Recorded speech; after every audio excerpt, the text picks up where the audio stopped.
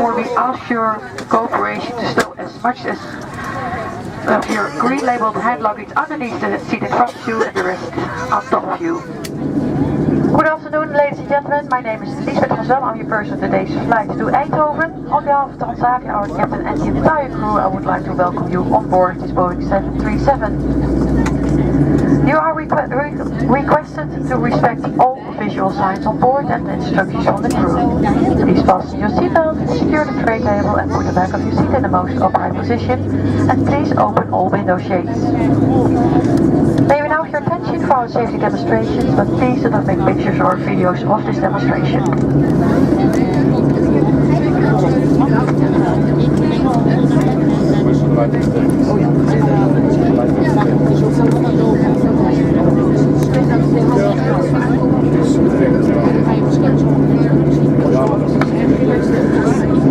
We will show you how to fasten your seatbelt, tighten it and unfasten it. If the cap pressure drops, oxygen mask will appear from the panel above you. Sit down immediately and pull the mask towards you. This will start the oxygen flow. Place the mask over nose to mouth, adjust the headband and breathe normally. Put on your own mask first before assisting children or others. The life vest is located under your seat. When instructed, unpack the life vest, slip your hand through the opening and pass the strap around your back and attach it to the clip at the front. Pull the strap. Inflate the life vest by pulling the red tab, and this should be done at the exit when leaving the aircraft. The life vest can be reinflated by blowing into the tube. In the unlikely event of an evacuation, follow the illuminated escape path to the nearest exits. The exits are located in the front of the cabin, over the wings and in the rear of the cabin. Leave your hand luggage behind in order to be able to leave the aircraft as soon as possible. The safety instruction card is located in the seat pocket. The position that will protect you in case of something unforeseen happens is also explained on this card. It is important to study this card before takeoff.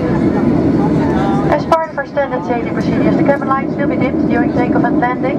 You will find the reading light on the panel above your head. Ladies and gentlemen, thank you for your attention and on behalf of the entire crew, I would like to wish you a pleasant flight. Dames en heren, vanwege standvoorschriften dimmen wij de cabineverlichting tijdens de start en de landing.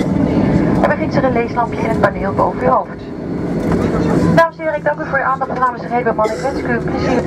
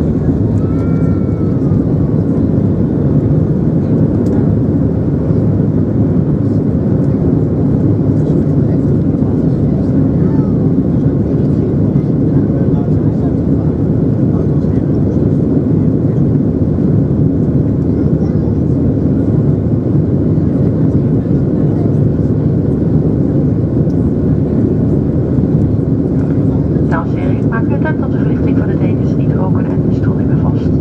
En adviseer u om gedurende de vlucht uw stoeling vast te laten en dat wel zichtbaar. Dit toestel is uitgerust met 3 toiletten, 1 voor in de cabine, 2 achter in de cabine. Roken is nergens aan boord toegestaan.